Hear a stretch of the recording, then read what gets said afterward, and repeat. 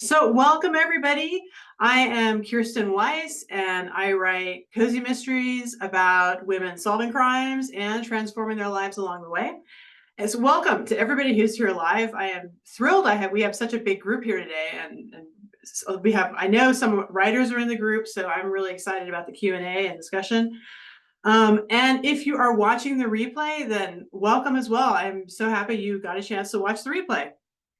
Now, if you are thinking of writing a cozy mystery, or even if you are just a big fangirl or fanboy of cozy mysteries, you're in the right place. And I don't know what is going on with my video here? Oh, okay, the stinker. All right, hopefully, I think the video is going to be zooming in and out. I have an AI camera, and yes, it is. I thought I turned it off. I know I turned it off, but it keeps turning itself back on. Anyways, hopefully the video will work. So I have published nearly 70 cozy mysteries. I think this year I'm going to crack 70, which I'm excited about. Yay! But I made a lot of mistakes along the way. And one of the first mistakes I made, or the early ones, was regards to plotting. I took my book, my first book in my metaphysical detective series, Alchemical Detective, to a professional editor who also wrote cozy mysteries. And she told me, Kirsten, I would not have taken you on if I didn't know that you could write, but you need to learn plotting structures. And I thought, what? I have a plot. What are these plotting structures of which you speak? And so she explained it, and I rewrote the book, and I continued to study plotting structures because there are a lot of plotting structures out there. But hopefully this will help prevent you from making the mistakes I made, or just give you a few good, tips or ideas for your plotting. First, I wanted to just define a cozy mystery so we're all on the same page about what I am talking about. And I'm defining it a cozy in two ways. First, by reader expectations. So when a reader picks up a cozy mystery, there are certain things they do not expect to see in it. They don't expect to see violence on the page. So a murder is committed, but we generally don't see the murder or read about the murder being committed, because that's not cozy. That's an icky feeling. And cozy defines the emotional experience that people get when they're reading the book. They want to literally feel cozy. They want to have a fun puzzle. They want to escape to some cute, charming village and enjoy a good mystery. So along those lines, no gore. There is typically an amateur detective. Now, Martha Grimes has what I think are cozy mysteries. It's a really lovely series set in England. And the name of each book is the name of a British pub. One of them, I think the first one is The Five Bells of Bladebone. And she has a inspector from Scotland Yard paired up with an amateur detective who lives in a really quaint English village. And it works because so much of it takes place in the village, and it's not a super violent crime. It's more about the puzzle. But typically, amateur detective. Cozy mysteries take place in close-knit communities. Now, I used to say that cozy mysteries took place in small towns, but that is beginning to change. We are seeing modern cozy mysteries set in big cities like New York. And the way they get around that is by keeping the mystery in a small neighborhood, or even in a single building. If you've seen the TV show Murders in the Building with Martin Short and Steve Martin, love those actors. The killer is always brought to justice at the end. The reader not only wants a good puzzle that they can solve, but they also want to see the killer brought to justice. If the killer gets away with it, if he's roaming around out there, that's not cozy. That's kind of creepy. It's a different kind of book. It could be a really great book, but it's just not a cozy mystery. No cliffhanger endings. Now, this I found out the hard way. In my book, The Alchemical Detective, I wrapped up the mystery. The killer was brought to justice. All the subplots were tied up neatly at the end. And in the final chapter, the hero proposes to my metaphysical detective, Rika Hayworth. And before she can respond, spoiler, the FBI swoops in and arrests the hero.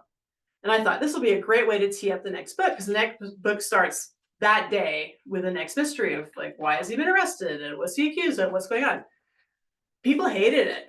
I got really angry reviews on Amazon, which I don't mind that so much, but what scared me was that a lot of the reviews were, "This is a cliffhanger. I'm really upset with this." And all the responses were, "Oh, thanks for letting me know. I would never buy a mystery with a cliffhanger in it."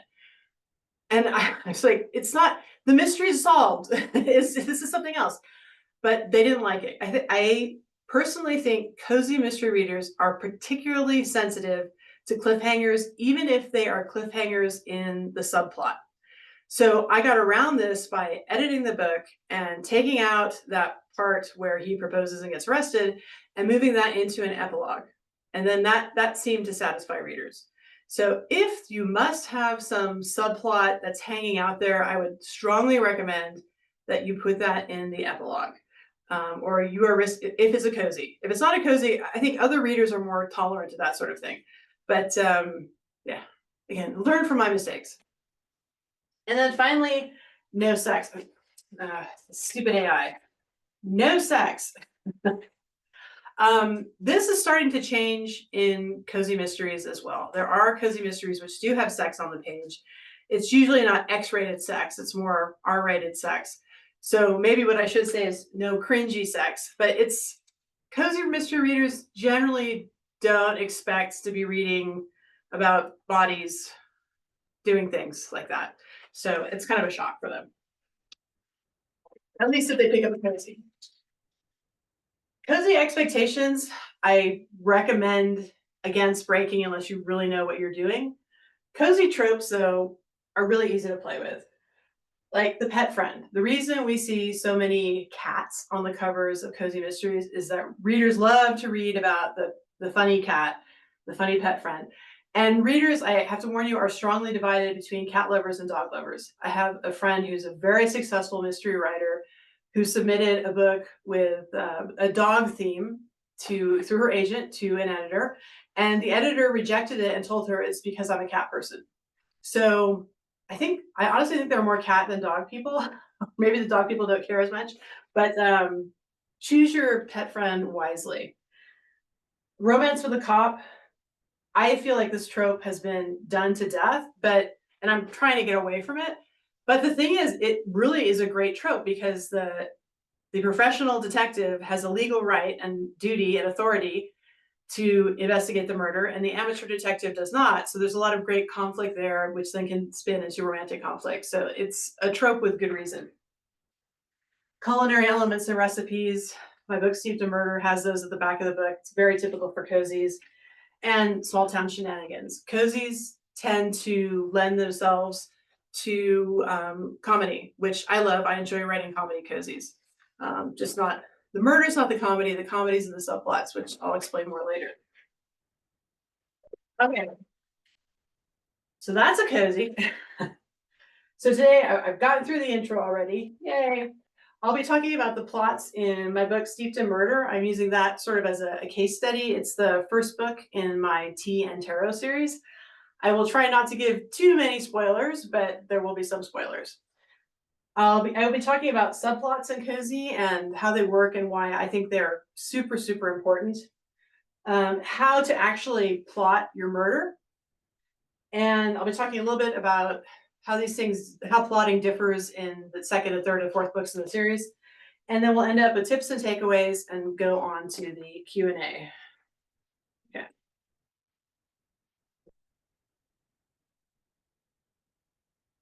Okay. Steeped in Murder uses the classic W plot. And I kind of look at this as a 4-act structure. The W depicts the emotional ride that the reader and the protagonists go on. So they start out in the real world.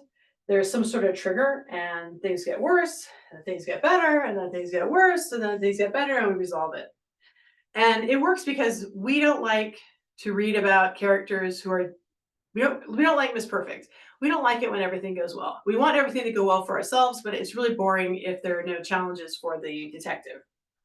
And I think this W plot resonates because it's actually true to life. When we get gut kicked by some sort of trigger, like a divorce, a death in the family, the collapse of a career, our first reaction is usually some form of denial and rejection of what's happening and just trying to get back what you had. And then you realize you can't get it back and you start taking action, which is great. Except the problem is the hero and you are the same person here that you were here. And so frequently the actions that we take don't work so well. And we start feeling more and more defeated and experience what's called the dark night of the soul, or a loss of faith. And it's only when we realize that we have to change ourselves because we can't always change our circumstances that things start to turn for us and for the hero. So steep to murder, the very beginning, Abigail has just gotten the keys to the building that she's going to turn into her new tea room. She's leasing it. She goes to the tea room and someone else also has a key and is there and thinks that they are leasing it for a tea room. His name is Hyperion. So she calls her realtor, follows the ringing sound behind the building, and finds the body. That body is the trigger. From there on, the first act, she's floundering around. She cares about the murder, but she's really concerned about getting the massive upfront rental payment back from the realtor, who turns out to be a con man. So she starts meeting all the suspects, all the realtors, or con man's partners in the realty office, who also appear to be shocked and surprised by what's going on. And things get worse and worse and worse until finally she realizes, okay, this isn't just about me getting my money back and starting my tea room. I'm actually a suspect in the murder and I have to take action. So now she starts acting, gathering clues, talking to the suspects again. I should say that all the suspects should be introduced in this first section because it's not fair to the reader if they show up over here or over here. But so she goes back and she learns more things and she's acting, and at the midpoint she feels like, okay, things I can do this. This is going to be fine. And then there's a second murder and she realizes, okay, this is not fine. And things get worse and worse and worse. She wallows in some doubt. Things get even worse. And then she gets some new information, which reflects back on some information she got back here, but kind of gives it a new complexion. And she starts really acting and going after the killer, who she thinks she knows who the murderer is, but she does not reveal this to the reader, of course, until we have our realization she solves the murder. I'm going to be getting into this a lot more detail with the beat sheet, so don't worry about all these empty holes. Now my subplot has more of a V or a check shape to it, as Kurt Vonnegut called it, man in the hole form, where everything starts out okay and then it gets worse and worse and worse and worse and worse. For Abigail, she realizes she probably doesn't have a tea room.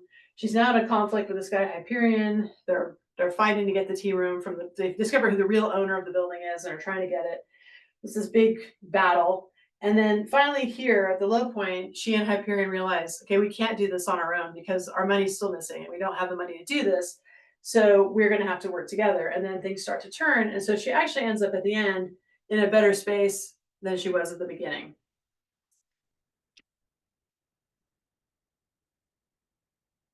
The romantic subplot looks more like this. We have the meet cute, which is a term from romantic comedies or rom-coms, when the hero and the heroine or the two love interests first meet. And since these are rom-coms, they're usually cute meetings, something funny happens. So she meets her new neighbor, Brick, who's a contractor, and he is having loud parties every night, and she can't call the cops on him because he's sure to end the party just before that time when the cops would come out. So every time she meets him, things are kind of bad, but he ends up working with her and Hyperion to rebuild the tea room. And as she works with him, things get better. Now they're not up here.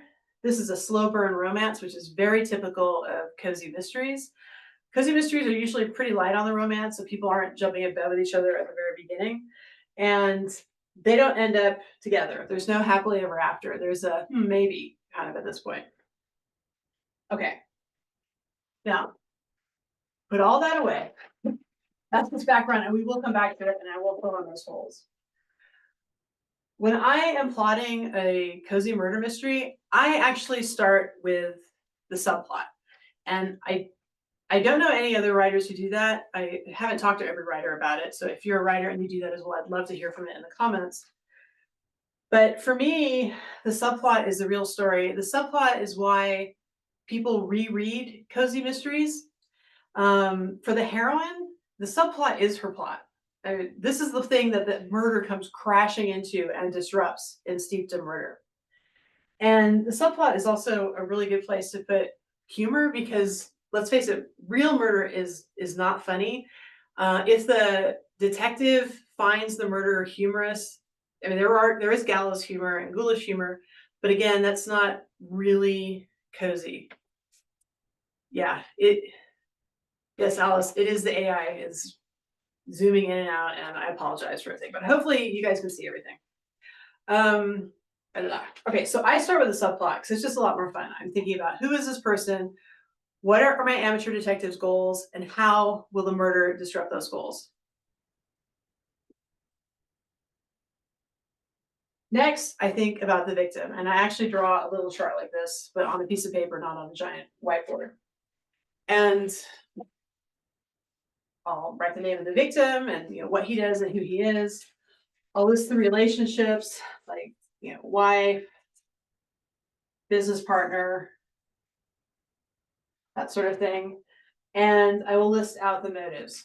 Now, typically in a full-length cozy mystery novel, and mine come in usually around 65, 70,000 words.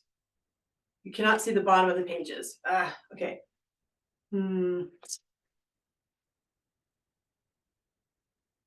It's a stupid thing. I don't know if I can. All right, I'll maybe if I go backwards a lot. Anyways, it's fine that you can't see the bottom. Oh, gosh darn it. You will see the bottom. I will make it work. You'll see the bottom when you need to see the bottom. I know that sounds a little arrogant, but I'll move things up and down. Okay, so typically in my books, I will have 5 suspects in a full-length mystery novel. One of those suspects is going to die. So the readers will be left with 4 suspects. Out of those 4 suspects, by the last third to quarter of the book, it should be obvious that 2 of those suspects could not have done it. They have ironclad alibis or something. So that will leave the reader with 2 suspects who they're kind of going back and forth with.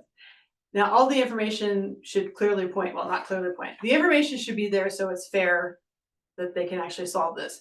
But that gives them like a hard enough challenge so they don't feel like it's impossible, but it makes cozy mystery readers feel smart. We want to be able to solve the darn puzzle. We want to have our fighting chance. Okay, so I figure out who the second person to die is. And then I think about how this person is going to die. Agatha Christie said that she worked from the murder backwards. Agatha Christie was the queen of mystery, and she had very intricate plots.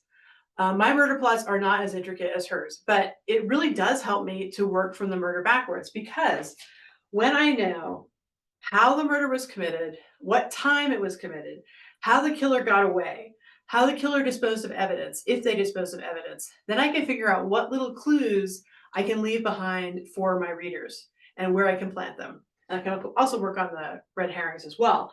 Because if my murderer was killed with a crossbow, there's going to be more than one person here who has experience with a crossbow.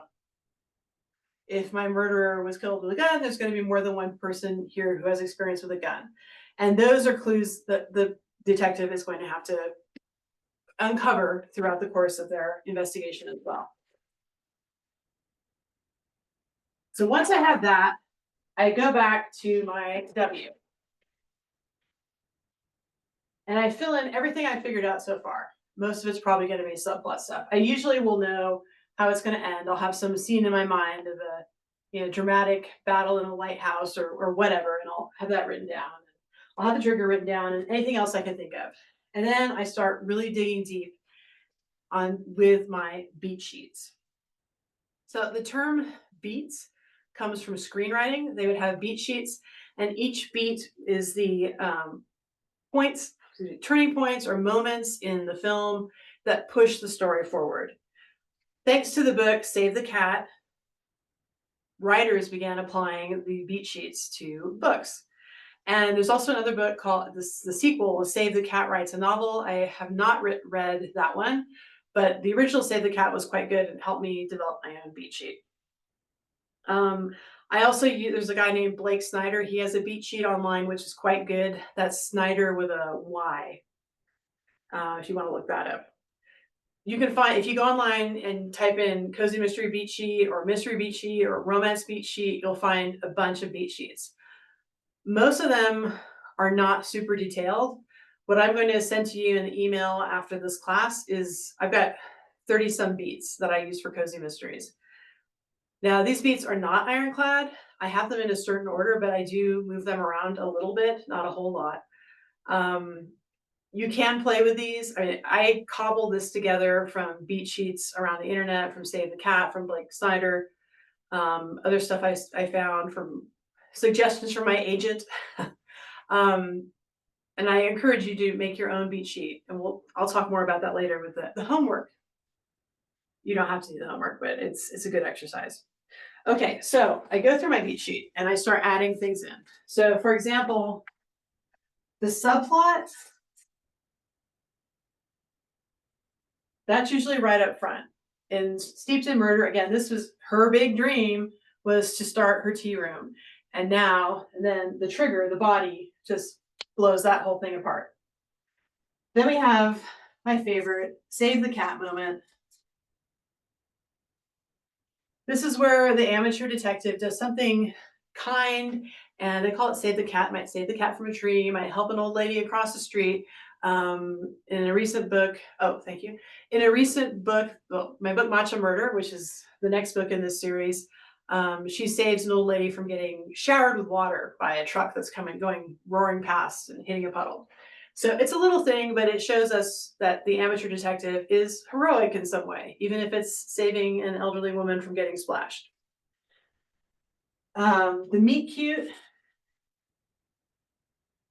In a romance, that'll usually happen right up front. In a cozy mystery, I'm busy murdering people up front. So usually my meet cute comes maybe in chapter 2 or even chapter 3. And then here we have meet the suspects. And a lot of reaction.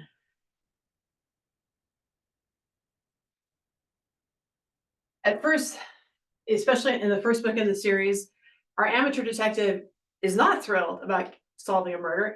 Abigail has no intention of solving the murder. She just wants her money back. So she's reacting. She's acting and reacting, but she's mostly reacting. And she's kind of floundering. And then the subplot will be woven in here in various ways and other romantic points, perhaps. Then we have the turn. This is where the hero or heroine realizes the full stakes and that they have to get involved. There's no choice. Get involved or experience some sort of death, either literal death or she's going to lose everything, go to jail. So this act, she's recovering. Now, right around here, there's an attack by the villain. She doesn't know who's attacking her. She just knows she's under attack. This is something my agent actually suggested. And I found that a couple attacks by the villain does help the pacing. So she's recovering and she's acting. Here she's figured out, okay, I think I understand what's going on. I think I've got this now. But no, because soon after that, there is a second murder. Somewhere around here, there's a mirror moment where the hero looks in a metaphorical mirror and realizes that she has to make a change. And if she doesn't make a change, things are going to get much, much worse. But she still doesn't exactly know what that change is or how to change. She might still have some misconceptions around it because things are still going to get worse for our hero.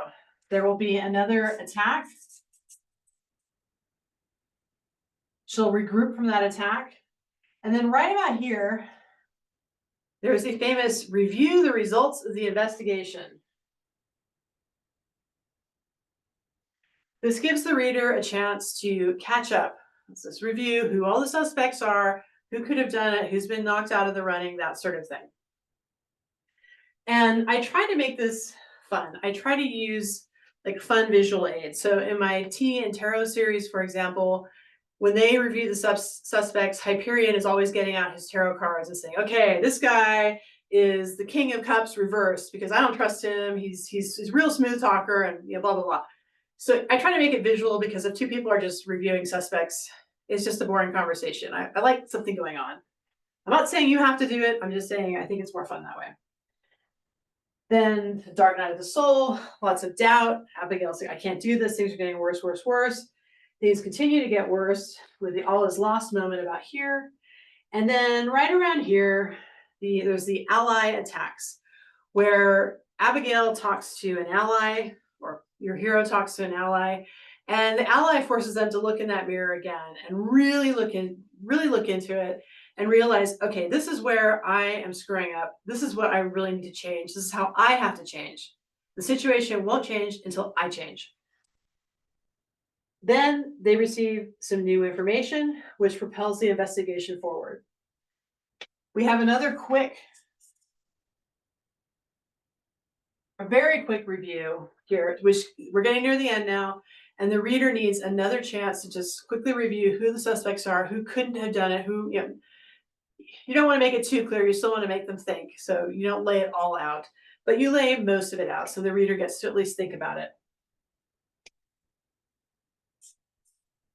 The subplots are resolved as we get closer to the confrontation with the killer. Confrontation, it's kind of like a wrestling match at this point. There's a confrontation, the bad guy has the upper hand, and then the hero digs deep with all the changes she made in her own life. She realizes what she has to do, and she somehow defeats the killer.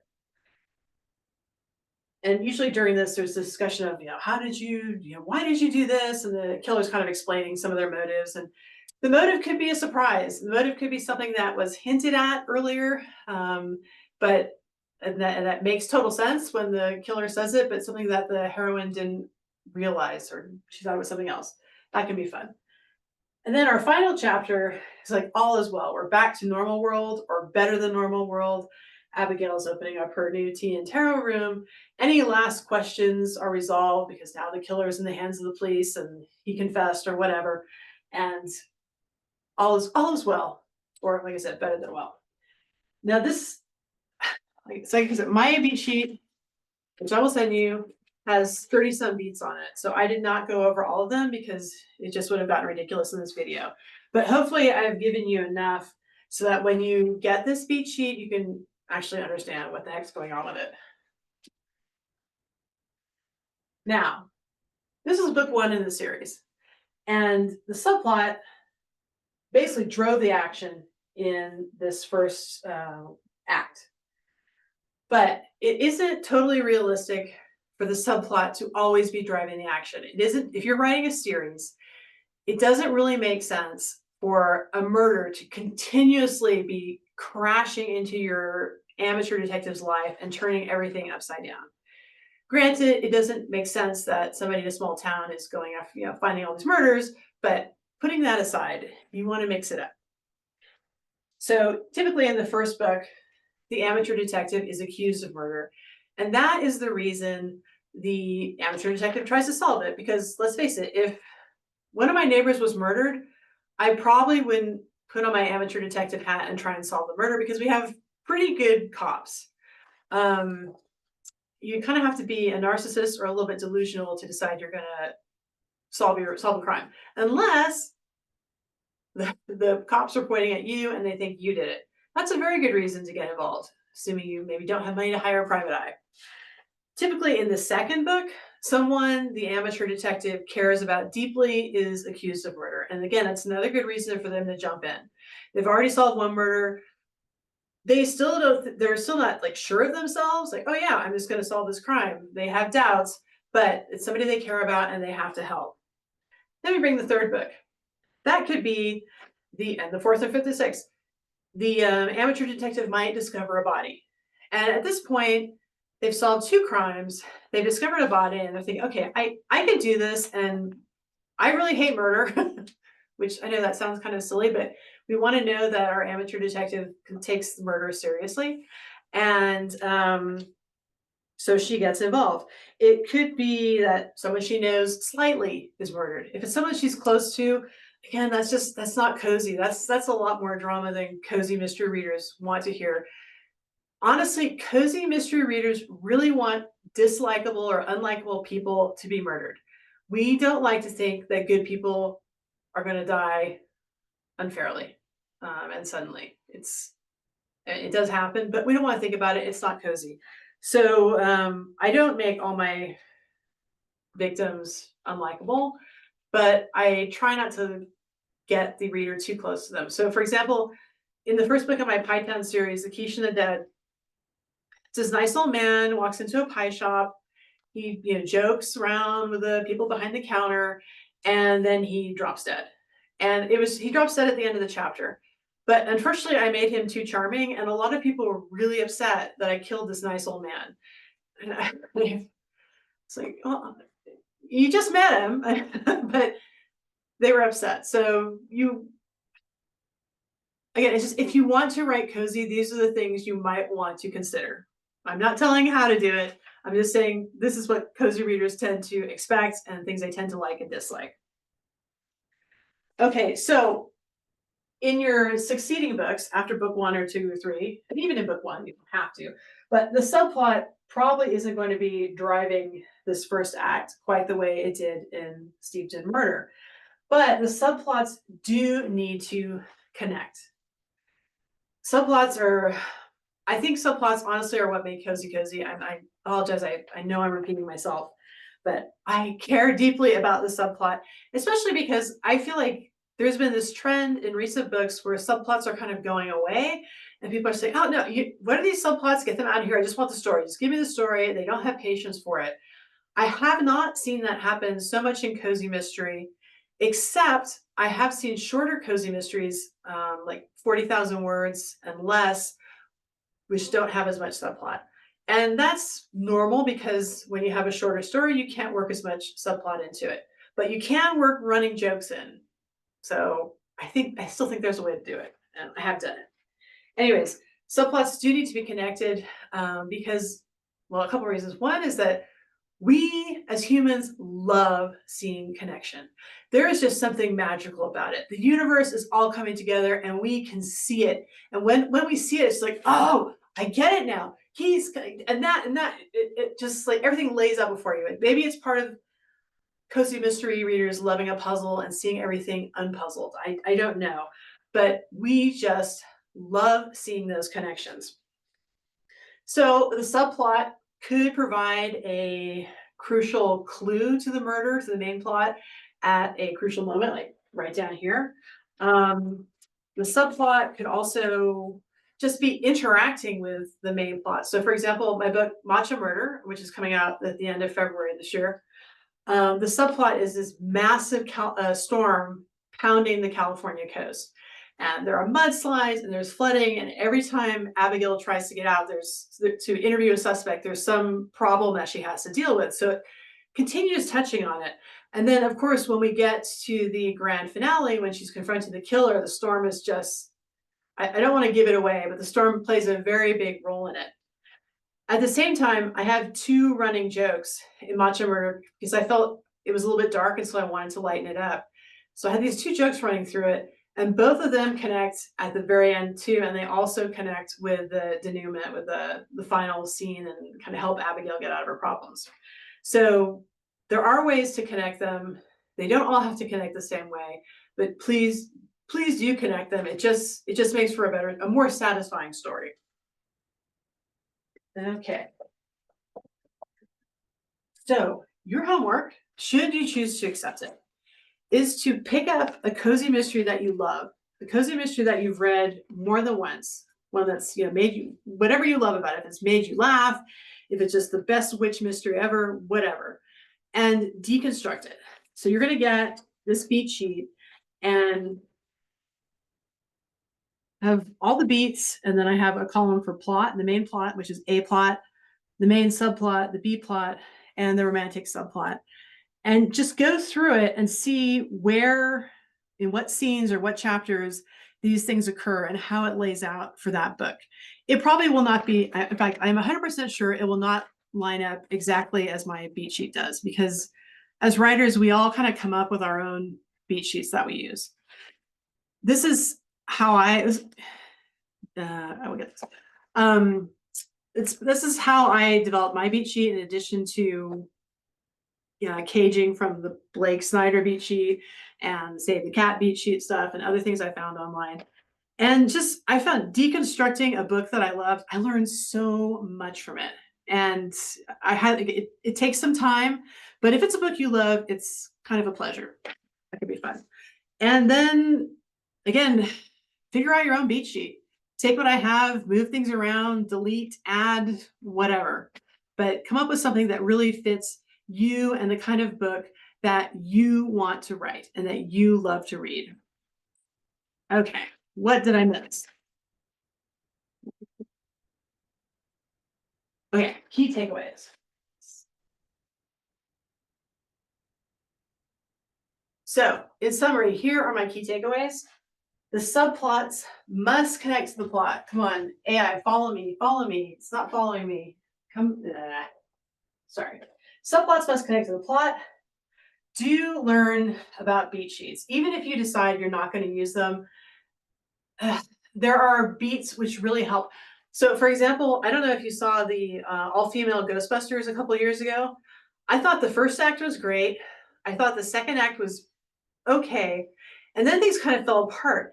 And I realized they left out key beats that we needed to see in order to really be rooting for the heroines in the Ghostbusters. I suspect the beats were made and filmed and they got dropped in editing, which is really a shame. I would have loved to have seen those because, like I said, I did enjoy the first act quite a bit. But know the beats and it'll make your writing stronger. Meet reader expectations, but do feel free to play with the tropes. And I, again, strongly suggest that you figure out the murder before and how it's committed and what clues will be dropped by the killer before you sit down and actually write the book. Okay, so now I'm going to go through questions in the comments, and then I'm going to open it up so we can go live. Okay. Oh, gosh, we have a lot. Okay. Okay. How soon in the book should the first body be found? If cozies are more about setting up a feeling for the reader, can the murder wait a couple chapters? Yes, the murder can wait a couple chapters, and there are plenty of cozy writers who do this. But I will say the cozy writers who do this are very well established. They have a set fan base who are willing to wait. Personally, I have found that people get very we just have lower attention spans. And I get comments and reviews that say, well, the book got off to a really slow start, but it picked up. I killed someone in chapter 1. What do you want from me? But I mean, people now actually want it on the first page, which I don't think is very cozy. I like a little bit more setup. So this is why I use the subplot for the cozy as we're setting things up in chapter 1. And then usually at the end of the chapter is when they find the body, and that's kind of the cliffhanger for chapter 1. You can have cliffhangers at the ends of chapters, just don't put it at the end of your book. And then I'll have the romance start or the meet cute start maybe in chapter 2 or chapter 3 because I'm building that. But again, I hate to say you must do it in the first chapter because there are no musts here. It's just, I'm just telling you the feedback I've gotten from readers. Yeah, I'm sorry about those charts. Please take photos for us. Okay, you know what? I actually, originally I had a PowerPoint that I didn't want to use.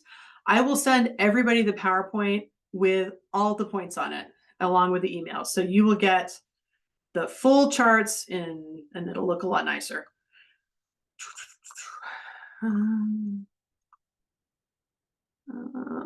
Could you give an example of coming up with a subplot first and then the main plot after? Okay. So in my book, I have another series called At Wit's End. It's set in a UFO themed B&B. And I had been telling everybody the next book, I'm going to bring Bigfoot into it. I mean, not actual Bigfoot, but a Bigfoot sort of subplot. And then I realized that the next book, timing wise, really needed to be at Christmas time. So I'm like, okay, Santa and Bigfoot, we can make this work. I don't know how, but we can make this work. Then I was thinking, all right, the books in that series, aside from the first one, I'd been using titles based on sci-fi movies. So I had Planet of the Grapes instead of Planet of the Apes, and War of the Squirrels instead of War of the Worlds.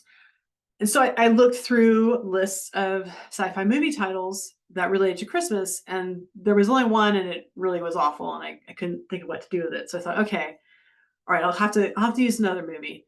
And I came up with Home Alone, and I turned it into Gnome Alone.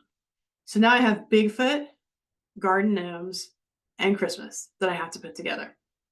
And this actually ended up being a lot of fun. So like that's what I was working with to begin with, not the murder. Like how do I connect Bigfoot with garden gnomes? And the way I connected it was Bigfoot has been spotted stealing garden gnomes. Garden gnomes are going missing from people's yards. And Susan Whitson, who has at this point established a reputation as an amateur detective, is drafted by the police chief who doesn't want anything to do with this stupid Bigfoot garden gnome problem because it's ridiculous. And so she sicks, I think the sheriff is the one who sicks student audit. It might have been someone else. Might have been some older men who were friends of Susan's who roped her into. But anyways, so she got roped into the garden gnome problem. And then there's this murder, which didn't really come crashing into it. It happens. So she's got she thinks she's got two concurrent investigations going on, the murder and the garden gnomes. And I'm giving away some big spoilers here. So if you don't want to hear it, cover your ears. But it turns out that, of course, it's some kids who are dressed up in a ghillie suit who are stealing the garden gnomes. But one of the kids who was doing this saw something, which is a major piece of evidence in the murder. So that's how I connected that. But for me, I started with the Bigfoot garden gnome plot and just how ridiculous the whole thing is. And it's actually one of my favorite books that I've written. It's, in my opinion, a lot of fun. Okay. Thank you, Kirsten, for thinking this is terrific information. Oh, yes. Blake Sander wrote Save the Cat. Yeah, I think, yes, someone else hired them to write the sequel, but they are great. Save the Cat is awesome. How do you keep your mysteries from being too easily solved? I feel like I specialize in obvious mysteries. Well, one thing, frequently I think, oh gosh, it's so obvious because I wrote it, and then I gave it to my editors, and I used several editors, and they were like, no, it wasn't obvious at all. Or like, yeah, I kind of figured it out at the end, but it wasn't obvious. So you may be being too hard on yourself about obviousness. Yeah, I don't know. If somebody tells me it's too obvious, then I have to go back and rewrite something. Be a little more opaque with my clues. So I don't know. It's just a matter of writing and editing, and definitely have beta readers or people you trust, and ask them specifically, when did you figure out who the killer was? Did you figure out who the killer was? What made it obvious? And if they can tell you what made it obvious, then you know what to change. Okay, what about a subplot that carries across books that more relates to the character's backstory? Yeah, I love that. I love developing characters over the course of books. I think these are things that you could hint at, but if you make it like, I think in my opinion, I think this works when you do that with a very light touch, when hints are dropped, but not like completely dug up. Like, I think this person, I don't know, I've just found that this person was in a horrible accident. I think they may have, killed somebody, and that's a subplot, and that sort of thing, it gets me too much, and readers want that sort of thing resolved. So if it's light hints about characters' backstory, I think that works.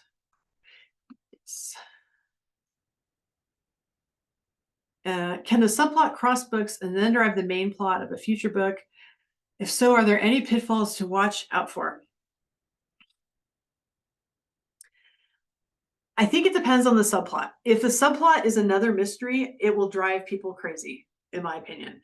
So in my Tea and Tarot series, Abigail was abandoned by her parents when she was young, and she's got some issues that she's working out over the course of the book. And I think it works because the reader knows she's got issues, but they don't know how she's going to work them out. And I think that works as a subplot, and also just character development. I I think it becomes a big problem if it's a mystery. If again, all right, romance. Romances can carry across as long as there's like a hint of more to come. People do not have to see the two people getting together. If they know, okay, these two people like each other, maybe something will happen. That's fine and fun. Just keep the mysteries out. Where I got screwed up, so in my Doyle Witch mystery series, I had my idea was for the first 3 books, it's triplet witch sisters. And each book would feature a different sister as the main protagonist, an amateur detective.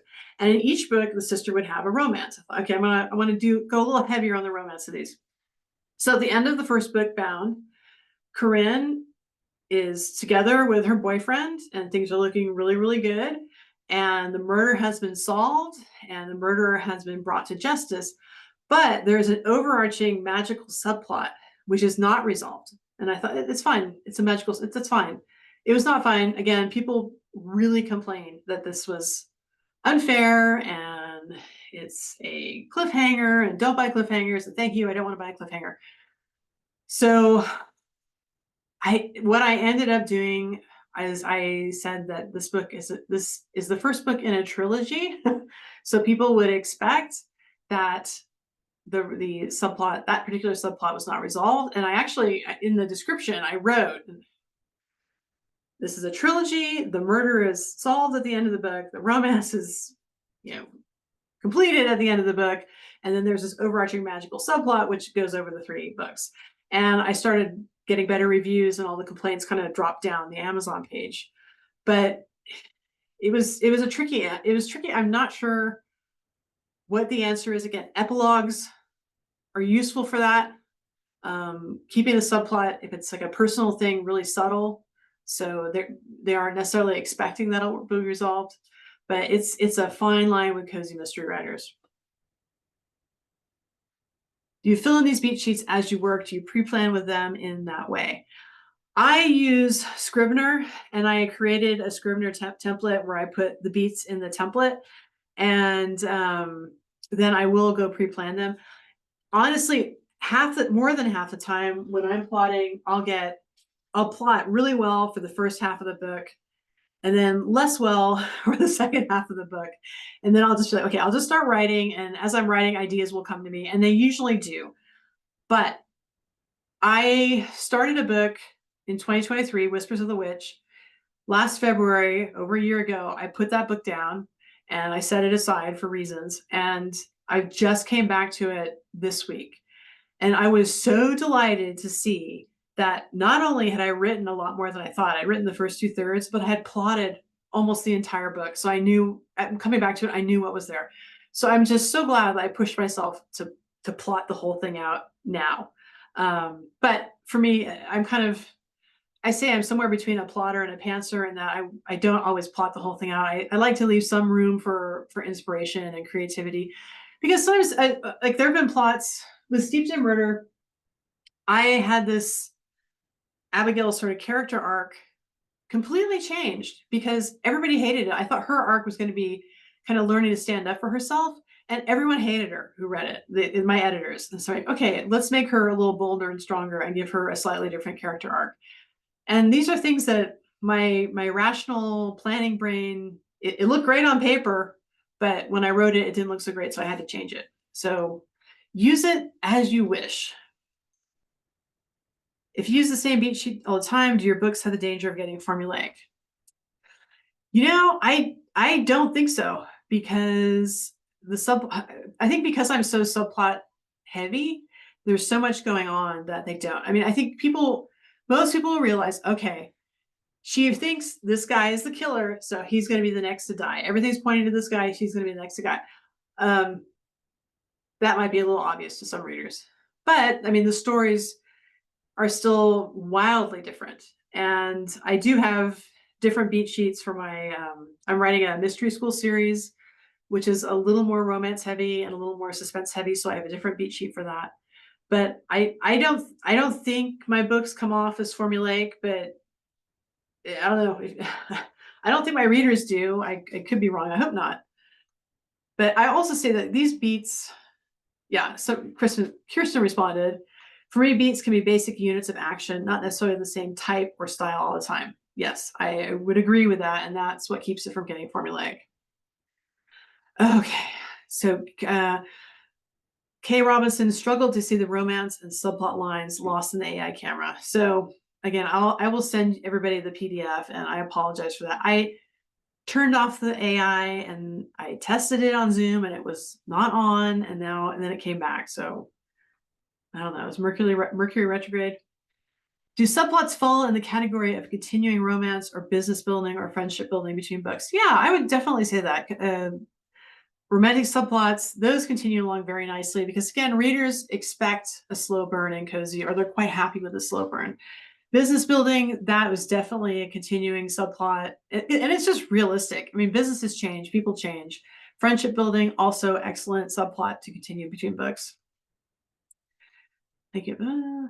Okay, to me, the trope of the person discovering the body becomes the main subject is hard to swallow. It makes the cop looks like idiots, which few of them are. How do you get around that? Well, you don't have to do that for sure. I have some police officer friends, and I have asked about that. And they say that the person who discovers the body immediately becomes a suspect. They don't necessarily become the main suspect, but they become a suspect. The cops will, of course, continue to investigate, and they may decide later on that you're not. So you don't have to do that. You don't have to make that person the main suspect. In the case of Steeped in Murder, it wasn't just that she discovered the body, but that man had stolen a great deal of money from her, or had conned her out of a great deal of money. So she had a good motive to kill him. And she was also on the scene. So she had the opportunity to kill him. So there were a lot of reasons that she was the main suspect. And I agree that just finding the body is not enough. It's not reasonable. So you have to have other reasons.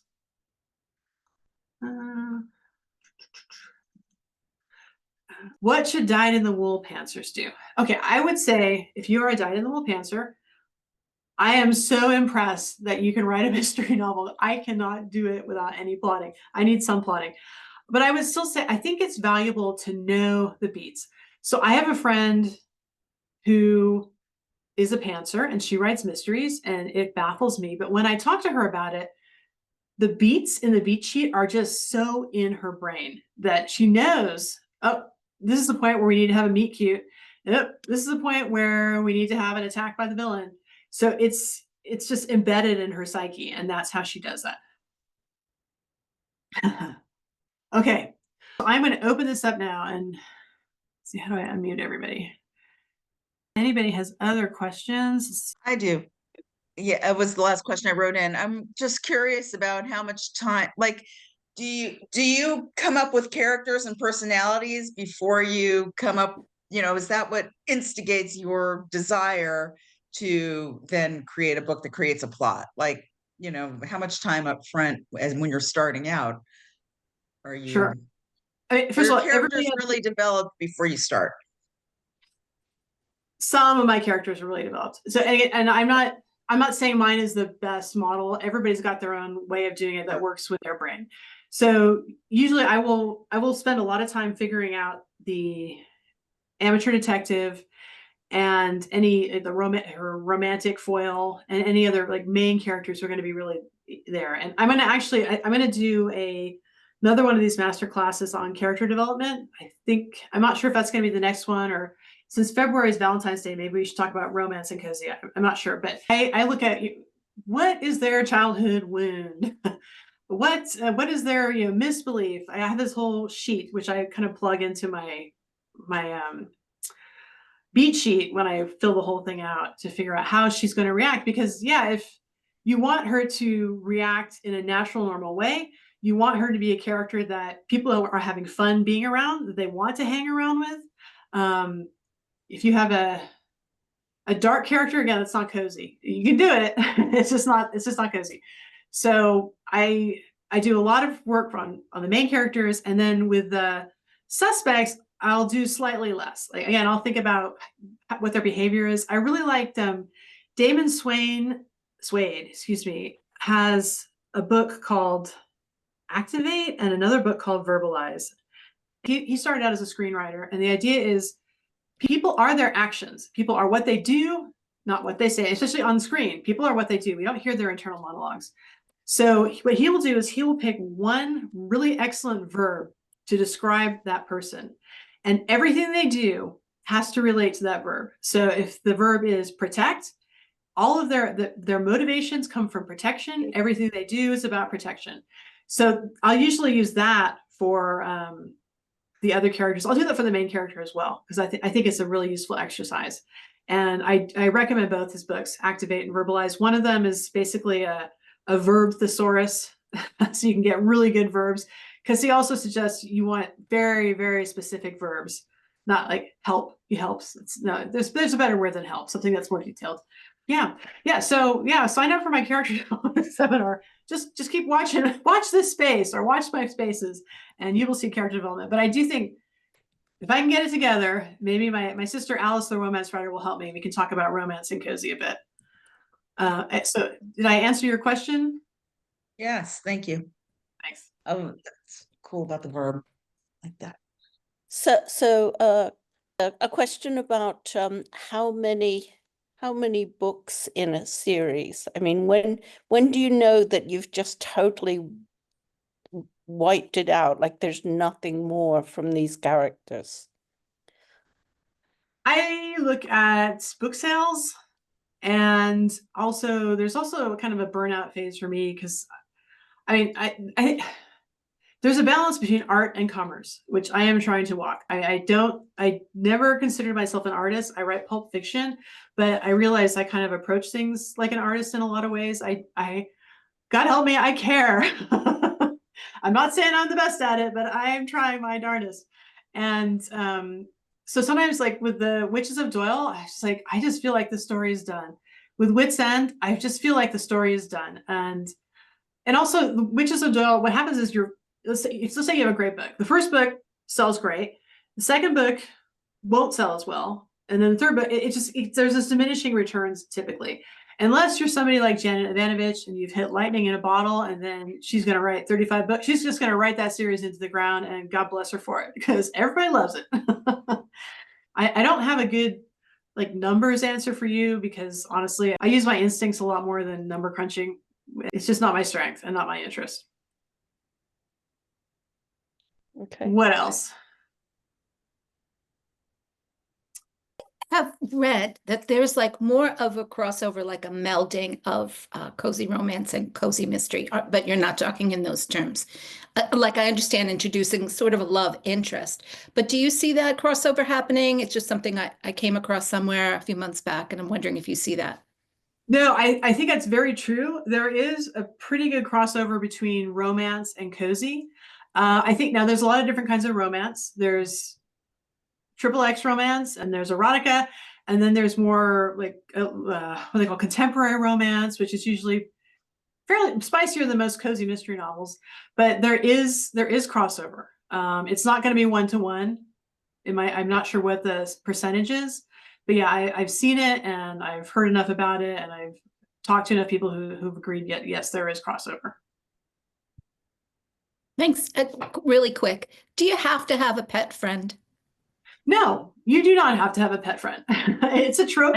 I'm so looking forward to having a cat, and I'm like, everybody has a cat. I know. The reason everybody has a cat is people I actually do own a cat, and I like my cat a lot. But yeah, for my Python series, I had to have a pet, and I was just, as much as I love cats, I was also sick of that trope. So I thought, okay, I'll bring in a cat. All right. I made the cat deaf and narcoleptic. And a woman who owned it, she's like wearing the cat like a stole, and he's alive, and she loves her cat. She cares about it. And I thought, I got you. And then my editor came back and said, nope, you're gonna have to give the cat a character arc. And I thought, how? How? I mean, I have a cat, and my cat definitely has a personality, but that personality is not developing. I don't see any personal growth happening in the kitty head. So that's a whole other story. I ended up giving the cat a secret life, so that was revealed later in the book. But he's still deaf and narcoleptic. Well, gosh, everybody, thank you so much for coming. Thank you for participating, and for all of your great questions. I will send everybody who signed up an email. It's going to go out within the next 24 hours, so watch for it. Oh, thank you. I wanted to say I have a YouTube channel. So This was great. follow me on YouTube. Okay. Kirsten Weiss. Okay. Dash